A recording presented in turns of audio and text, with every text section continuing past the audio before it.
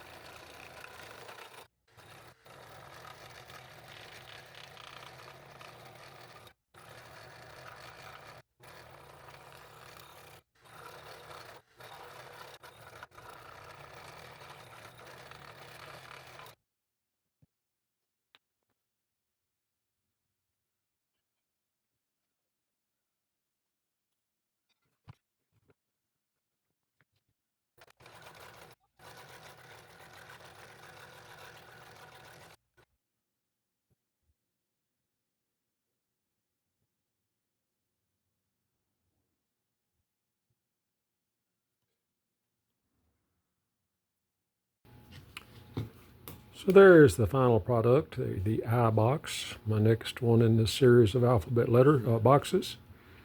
It wasn't real imaginative, but my creative juices weren't flowing real well, so I took the easy way out and just found a font, had plenty of base support and wide enough riser there that I could put some drawers in.